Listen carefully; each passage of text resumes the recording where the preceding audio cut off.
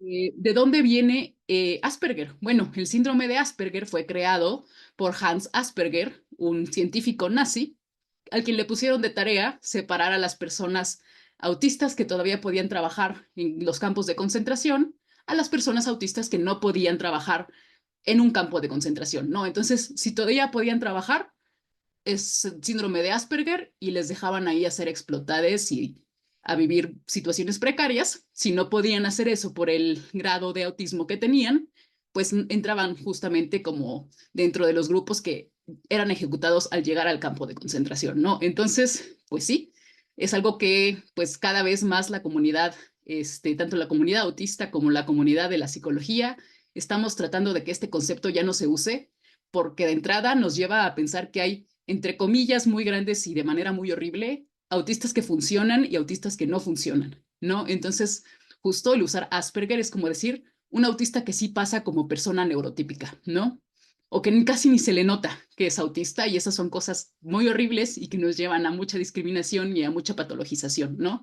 Entonces, pues eso, les invito a que si ustedes tienen personas autistas en sus círculos o hablan de este tema con otras personas cercanas y se llega a usar este concepto, se llega a usar el concepto de Asperger, pues dar un poquito la contextualización histórica para que precisamente podamos pues darle otro entendido y darle otra definición que no nos lleve a qué tan funcional es una persona, porque pues no somos cosas, ¿no? No somos máquinas que tengan que funcionar de alguna manera y nos lleva a muchas complicaciones de discriminación en muchos ámbitos, ¿no?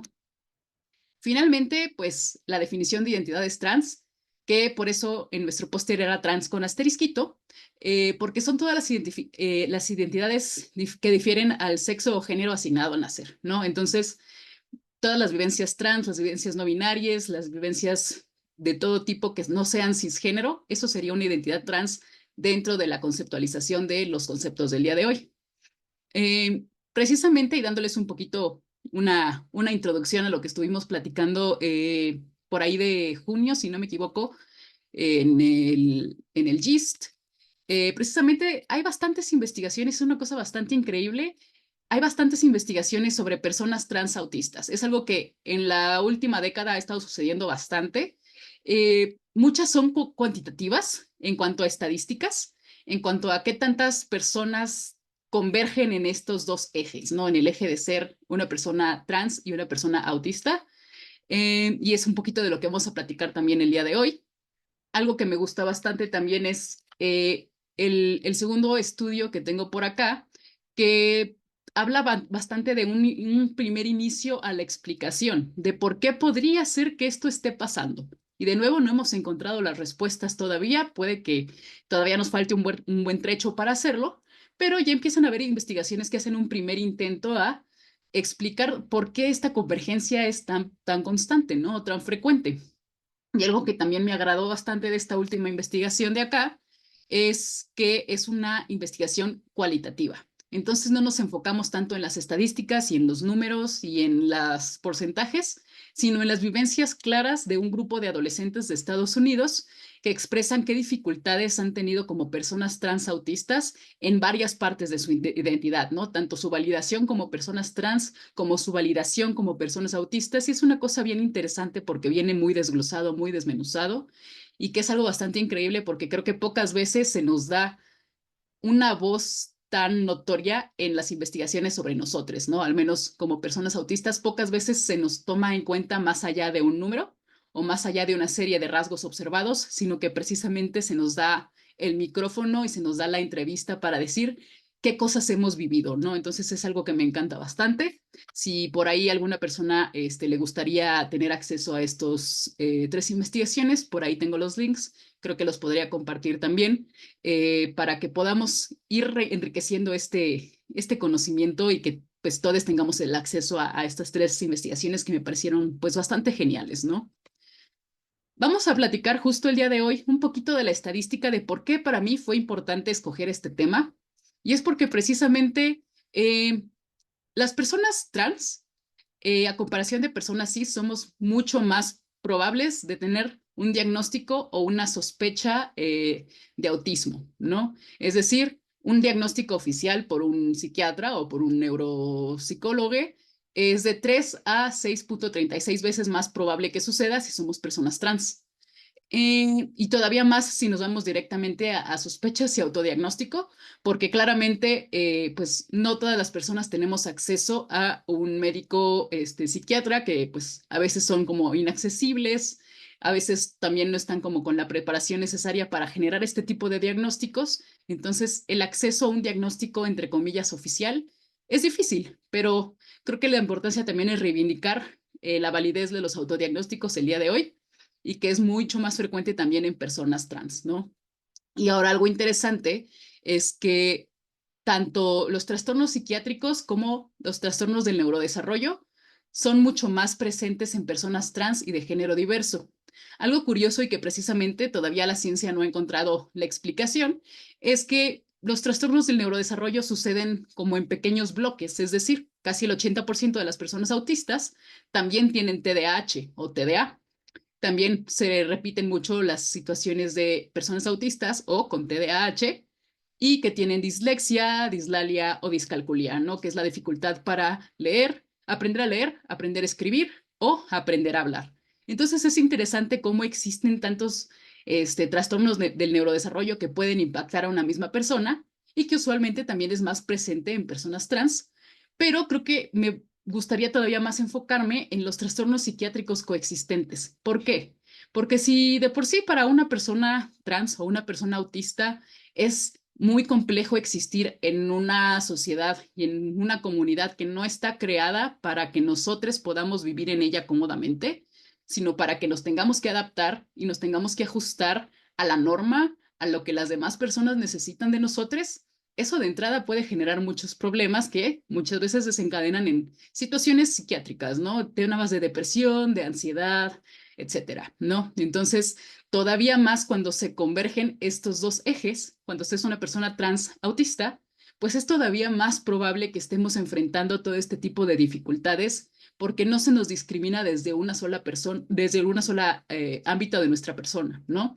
Es también por nuestra identidad de género, por nuestra neurodivergencia, por nuestra manera de comunicarnos, de acercarnos, de expresarnos en toda su expansión de la palabra, ¿no? Entonces, eso también hace que la necesidad por una atención en la salud mental desde la empatía y desde la comprensión de nuestras vivencias sea tan importante, porque qué difícil tener todas estas situaciones en nuestra vida cotidiana y no poder tener acceso a una atención psicológica porque no hay tantos especialistas como concientizados y empáticos a nuestras experiencias, ¿no? Me gustaría dar, por ejemplo, acá una pequeña tabla, una pequeña representación de, pues, mi consulta privada, ¿no? De las personas que han llegado conmigo a Transalud, solamente el 6.7% ha sido una persona que no tiene ningún tipo de diagnóstico. Esto es de todas las personas que han acudido alguna vez a consulta, ¿no? Eh, del resto del porcentaje, del otro 93.3%, tenemos que el 20% son personas que se autodiagnosticaron dentro del espectro autista y el otro 20% son personas que tienen la sospecha, que todavía no están en este punto de nombrarse a sí mismas desde su autodiagnóstico como autistas, pero que sospechan que pueden serlo. Una sola persona con un diagnóstico, entre comillas, oficial de autismo. Y algo muy curioso es que casi el 50% de las personas que han llegado conmigo a consulta han tenido otro tipo de diagnósticos, ¿no? Es decir, aparte pues, sus vivencias, como cualquier otra persona lo podemos tener, sus vivencias biográficas refieren que tienen algún otro tipo de diagnóstico, llámese en varios casos, pues depresión, ansiedad o trastorno de déficit de atención e hiperactividad, ¿no? Entonces, pues es bastante prevalente este tipo de situaciones y es bastante interesante porque esto solo es mi práctica, ¿no? Es decir, imaginemos la práctica de todos los psicólogos de Transalud, qué tanto esta estadística sigue creciendo, ¿no? Entonces es bien interesante el poder abordarlo desde algo que sí o sí sucede, ¿no? Que es raro que las personas no seamos neurodiversas cuando estamos en el espectro trans, en el paraguas trans de identidad, ¿no? Y creo que es bastante interesante. Ahora, me gustaría compartirles un video que precisamente encontré hace unos días y que me ayuda a resumir muy bien como otra parte interesante de la plática de hoy, ¿no? Denme 2 momentitos.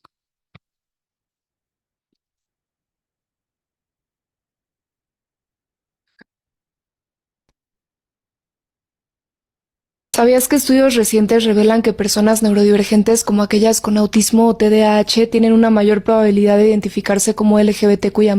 Por ejemplo, investigaciones sugieren que entre el 50 y el 70% de las personas autistas tienen una orientación sexual no heterosexual y entre el 25 y el 30% se identifican como trans o no binarias. Esto es significativamente más alto que en la población neurotípica. Pero, ¿a qué se debe esto? Una teoría es que las personas neurodivergentes tienden a cuestionar más las normas sociales rígidas. Esto les permite explorar y aceptar su orientación sexual y de género de forma más auténtica, sin sentir tanta presión por seguir los moldes establecidos por la sociedad. Además, los neurodivergentes a menudo experimentan el concepto de género y sexualidad de manera menos binaria. Pero no todo es tan sencillo. Las personas sexodiversas y neurodivergentes enfrentan mayores desafíos de salud mental, sufren tasas más altas de ansiedad, depresión y estrés debido a la doble discriminación. Un estudio reveló que casi el 50% de las personas autistas y de la diversidad sexogenérica han considerado seriamente el suicidio, una cifra mucho mayor a la población general, ya que la falta de tolerancia, inclusión e información aumenta el riesgo de sentirse aisladas y sin apoyo. La ciencia es clara, necesitamos crear espacios seguros y de apoyo para las personas que viven en la intersección entre neurodivergencia y diversidad sexual. Esto, ¿por qué me pareció tan interesante o por qué me hizo tan llamativo? Es porque precisamente de la investigación de esta persona no compartimos ninguna de las bibliografías, ¿no? De cuando yo desarrollé mi propia presentación al respecto a precisamente el que desarrolla ella, ¿no? Entonces me pareció interesante que sí, cada vez hay más fuentes, cada vez hay más investigación y que precisamente todavía no tenemos una respuesta, pero empezamos a tener hipótesis y empezamos a tener teorías, ¿no? Y que precisamente creo que si muchas de las personas autistas del día de hoy no me dejarán mentir, cuestionamos cosas tan sencillas como ¿por qué debo acercarme a una persona que no le quiero saludar o que no me agrada, etcétera, y tratarle de cierta manera por una convención social? Pues creo que tampoco abrazamos las estructuras y las normas de género de esta misma manera, ¿no? Sino que tendemos a cuestionarlas y tendemos a, pues, no acatarlas de manera tan ciega como lo podría ser una persona que pues no se ha detenido del todo a cuestionarlas, ¿no? Sino simplemente las replica. Entonces creo que también es bastante interesante que dentro de la otra investigación que yo les mencionaba, también parece bastante curioso que muchas de las personas transautistas somos personas no binarias, porque precisamente tendemos a tener una dificultad con percibir el género como algo que sea blanco o negro, ¿no? Sino que es un matiz de grises muy interesante, donde cada persona encuentra dónde le gusta estar y dónde le gusta existir, o de qué manera le es más agradable expresarse o identificar su género, ¿no? Entonces creo que es bastante interesante porque si bien no es una respuesta definitiva, creo que nos falta bastante ciencia, bastante investigación para ello, pues empezamos a ver este tipo de respuestas y empezamos a generar nuestras propias como teorías y nuestras propias hipótesis de cómo sucede y de dónde viene un poco la relación causa-consecuencia de esta convergencia que es tan notoria, ¿no? Eh, Ahora, me gustaría compartir también con ustedes un poco cómo se vive todo esto desde el consultorio, todas estas experiencias, todas estas situaciones, todas estas convergencias de tantas maneras, ¿no? Pues como usuario o paciente, etcétera, persona que acude a un servicio, pues generalmente vivimos con situaciones de invalidación y patologización, ¿no? Se nos cuestiona muchísimo nuestra identidad, se nos cuestiona muchísimo todo lo que estamos diciendo, se nos dice es que cómo vas a estar segura de esto o de aquello, se nos dice que lo que sentimos es un síntoma nada más, que no es algo que es nuestro, es solamente algo que nos está enfermando de alguna manera, ¿no? Y es bien complejo atravesarlo porque realmente te hace sentir que no hay escucha y que no hay empatía, ¿no? Que vas a un espacio a que te acompañen y que en su lugar te están cuestionando todas las cosas que estás tratando de comunicar y que no viene desde un lugar de crecimiento, sino desde el comprobarte que no tienes razón o que tienes que cambiar de alguna forma, ¿no? Y pues como terapeuta es complicado porque tienes que trabajar con muchas malas experiencias previas y que con su consecuente desconfianza, ¿no? Creo que sí, llegan muchas personas a expresarnos que tuvieron alguna otra persona que no estaba como formada en temáticas trans o en temáticas neurodiversas desde, pues, el abrazar nuestra identidad en lugar de querer cambiarnos. Y entonces, esa es una dificultad porque es una barrera que pues subimos de alguna manera para protegernos de ciertas situaciones, ¿no? Por lo tanto, es bien importante que trabajemos desde la validación y desde el caso por caso, porque de nuevo, creo que ninguna persona trans es igual a otra y ninguna persona autista es igual a otra, ¿no? Entonces no podemos trabajar con la misma formulita para todos, todas y todes, sino que tenemos que trabajar caso por caso con las necesidades particulares y deseos particulares de cada una de las personas, ¿no? Um, Algo que me gustaría también enfatizar es que nosotros tenemos mucho, mucho que hacer para también despatologizarnos. Creo que el tema del capacitismo internalizado es una cosa bien importante y que es valiosísimo no replicarlo y no aplicarlo para nuestras propias personas. ¿Por qué? Porque viene desde cómo nos nombramos, desde dónde. Todavía me toca escuchar mucho a personas que usan este concepto de personas con autismo. Personalmente, pienso que el ponerle el con, esta preposición tan eh, interesante, por ponerle un adjetivo, me parece que es algo bastante contraproducente porque es como decir que es algo que tenemos, algo que se nos puede dar y quitar, algo que en algún momento no estuvo con nosotros y que en algún momento se nos puede ir, ¿no? Una persona con gripe, no con autismo. El autismo no se nos quita, el autismo no es algo que vaya a irse o a llegar en algún momento. Somos personas autistas, en tanto a que nacemos en esta condición, ¿no? Y lo hacemos hasta el último día que vivimos. Entonces, desde nombrarnos como personas autistas y no con autismo, empezamos a quitarnos esta patologización, ¿no? Porque yo no puedo ser alguien enfermo o alguien con esta enfermedad, ¿no? Es simplemente parte de mi identidad. Y creo que también vale el decir, esta es mi identidad más allá de un diagnóstico, ¿no?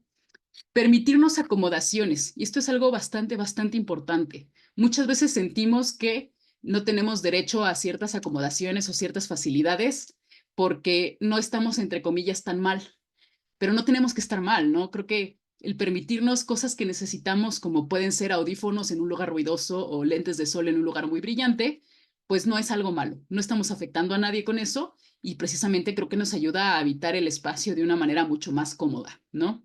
Y algo que me gusta también mencionar es esto de validar nuestras vivencias. Y aquí me gusta dar un ejemplo personal que pues tuvo mucho influjo mi terapeuta, Dani Chapa, allá en Monterrey. Yo estaba en mi proceso también de diagnóstico, entre comillas, oficial, y le decía, es que me da miedo que me vayan a decir que no soy autista, porque entonces, ¿qué hago con esto, no? Y ella me decía, pues es que aunque te digan que no eres autista, tu vivencia sigue siendo real, tu vivencia sigue siendo igual de válida, porque así no seas, entre comillas, autista para el médico que te evalúe, pues a ti te siguen molestando las luces y a ti te siguen molestando los ruidos y a ti te siguen molestando ciertas texturas, ¿no? Entonces, tenga yo la etiqueta o no, esa vivencia es completamente real y válida para mí. Entonces, el podernos dar ese espacio, más allá de la etiqueta que nos quiera dar un médico, un neuropsicólogo, pues eso, darnos ese lugar, porque no se requiere un diagnóstico oficial para podernos nombrar desde ese espacio, ¿no? Creo que es una parte bien importante el poder darnos ese espacio de permitirnos existir fuera de los entornos médicos, ¿no? Y fuera de los entornos patologizantes, sino simplemente como personas. ¿Cómo despatologizar desde el consultorio? Y aquí precisamente me gustaría hablarle a todas, todos y todes quienes trabajan dentro de la salud física o mental. Hay que escuchar activamente y hay que hacer menos antagonismo. No están yendo ahí para que los cuestionemos, les cuestionemos, las cuestionemos. Están ahí para que les acompañemos, ¿no? Entonces, nuestro lugar no es cuestionarle cada una de las situaciones que viene compartiendo. Nuestro lugar es escuchar activamente y empezar a ser una guía más allá de una persona que diagnostica, ¿no? También permitir la exploración de la identidad. Creo que ninguna persona, tanto trans como autista, como cualquier otra cosa, ninguna persona en general ha llegado a su propio autoconcepto sin explorar, ¿no? Creo que no de la noche a la mañana despertamos y dijimos, ya, soy autista, ahí estaba, ¿no? Sino que precisamente es un proceso de ir explorando diferentes etiquetas, experiencias, necesidades, deseos, y entonces encontrar el nombre que mejor le queda a esta experiencia, ¿no? Entonces, dentro del consultorio creo que es el mejor lugar para permitir este tipo de exploración. Y finalmente, pues entender que nosotros no estamos ahí para decretar cosas. No estoy ahí para decretar ante todos que tú eres autista o que tú no eres autista o que tú eres trans o no eres trans, ¿no? Simplemente estoy ahí como una guía, como un acompañamiento para que tú puedas decidir esa parte por ti mismo, ¿no? Ahora, algo muy importante es tener siempre en cuenta que tanto la medicina como la psicología mucho tiempo ha patologizado y relegado tanto a las vivencias trans como las vivencias autistas, y que creo que es importante permitirnos explorar dichas vivencias desde la disidencia, ¿no? No desde entender a un grupo de personas como normal y otro grupo de personas como anormal. Un grupo de personas como que embonan en lo común y otro que no, sino precisamente entender que de todo este espectro de persona cis a persona transbinaria, hay un gran espectro de disidencia, ¿no? Y así entre personas neurotípicas y autistas hay un gran espectro de disidencia, porque al abrazarlo de esa manera, dejamos de sentir que hay algo mal, ¿no? Que hay algo que se tiene que corregir, y ahí es donde empezamos a despatologizar. Entonces, ¿qué sigue? A todas las personas que están acá el día de hoy, pues les invito, así sean ustedes también personas autistas como yo, a veces esto está muy internalizado, ¿no? Entonces les invito a tener cuidado con la infantilización. Hay que observar, hay que ser muy cuidadosos si estamos tratando a una persona autista como trataríamos a una infancia. Y no porque, bueno, justamente el tema de tratar a las infancias de la manera en que les tratamos es otro tema aparte, pero justo con condescendencia, con sentir esto de te tengo que proteger yo a ti, yo voy a decidir por ti, yo sé mejor que tú. No. Si la persona con la que estamos tratando no es una infancia, no hay que tratarle como una infancia. Si ya es una adolescencia, como adulte mayor, pues eso, como la persona que es, ¿no? No como una infancia pequeña, indefensa, pues no. Hay que tener cuidado con eso. Y también con el tema de la patologización. Y que eso justo al menos es importante dejar de verlo como algo negativo o una barrera dentro de la interacción. Que creo que es un comentario que me toca escuchar bastante seguido, ¿no? Es que, uy, es que esta persona es autista y le tenemos que explicar esto. Bueno, pues explícaselo como se lo explicarías a cualquier otro paciente, ¿no? ¿Por qué crees que eso es una barrera dentro del entendimiento, no? Creo que eso es una parte bien importante porque a partir de cómo concebimos el autismo es cómo vamos a empezar a despatologizarlo. Y si lo concebimos de entrada como una barrera, como una limitante, pues creo que es importante el cuestionarnos por qué y cuestionarnos también, pues, cómo vamos a hacer para cambiar eso. Porque creo que vale mucho la pena el también verlo simplemente como una diferencia, así como cualquier otra persona en cualquier otra condición, ¿no? Dos cosas bien importantes es acordarnos que todas las personas tienen derecho a la agencia corporal y a la identidad, es decir, personas autistas o no, sin importar el grado de autismo que tengan, tienen derecho a decidir sobre su propio cuerpo y tienen derecho a decidir sobre su propia identidad, ¿no? Entonces, no importa si es una persona que, entre comillas y comillas muy grandes, es funcional o no, no es una persona que sea no verbal, sea una persona que tiene algún otro tipo de situación, de diagnóstico, etcétera. Eso no importa. Sigue teniendo los mismos derechos a la identidad y a la agencia corporal que una persona neurotípica, ¿no? Entonces es importante no solamente tener esto en cuenta, sino un poco abordar la lucha. Y aquí es donde me gustaría entrar a qué sigue con otras luchas por la despatologización. Y esto es algo bien interesante. En general, desde la lucha autista, tenemos dos luchas muy específicas, ¿no? Al menos en cuanto a generales. Número uno es quitar esta representación bastante horrible de que somos piecitas de un rompecabezas, ¿no? Porque a las personas no nos tienes que acomodar, las personas autistas no somos piecitas que tienes que poner en su lugar. Somos personas, ¿no? Entonces el entendernos como un rompecabezas por acomodar es una cosa bien capacitista y bien horrible. Entonces estamos luchando porque se deje de hacer eso, incluso si ustedes observan, en los días de despatologización del autismo o de la visibilización del autismo, muchas veces vamos a ver pósters con piecitas de rompecabezas y estamos tratando cada vez más que eso no suceda, ¿no? Entonces estamos alzando mucho la voz con eso. Y el otro va aunado a representarnos con el color azul. La primera asociación que usó el azul para representar el autismo fue Autism Speaks, que también es una asociación malvada y horrible que no toma en cuenta las vivencias de las personas autistas, sino de las personas a su alrededor, ¿no? Entonces, su meta objetivo es vencer al autismo de alguna manera, como si fuera una lucha a la cual tienes que ganarle al autismo, ¿no? Es una cosa muy horrible, son discursos muy, muy, muy feos los que manejan aquí en Autism Speaks, pero son las personas que empezaron a usar el color azul como indicativo de autista, ¿no? Entonces, realmente lo que nosotros empezamos a mover, a usar como representatividad, es este pequeño signo de infinito que tiene pues los espectros del color del arco iris, porque ese es el espectro de la luz visible para las personas. Y también pues el espectro, el infinito que no tiene un inicio y un final, pues nos habla que cada una de las experiencias autistas es diferente y está en su propio lugar de esta imagen, ¿no? De este símbolo. Y eso representa precisamente que todas esas experiencias son igual de válidas.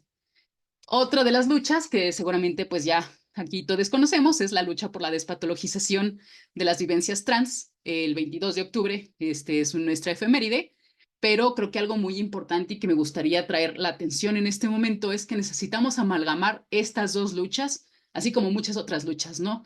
Creo que muchas veces tenemos por separado la lucha disca, la lucha autista, la lucha neurodiversa de la lucha trans, cuando creo que estamos como convergemos en tantos espacios y convergemos de tantas maneras que tenemos que compartir una misma lucha también, ¿no?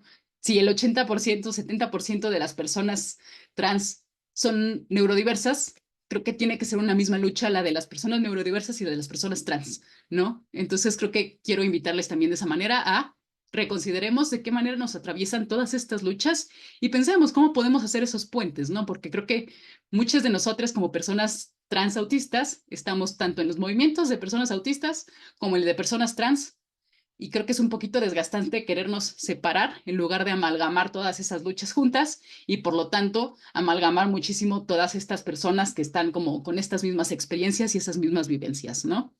Entonces, pues eso sería un poquito la invitación del día de hoy. Hay mucho por despatologizar, hay mucho por hacer, mucho por trabajar, pero precisamente creo que hay que recordarnos que no estamos soles, somos bastantes y solamente es cosa de coordinarnos y de juntar todas estas luchas para que podamos seguir viendo estos progresos y que la ciencia siga dándonos estas voces a nosotros, ¿no?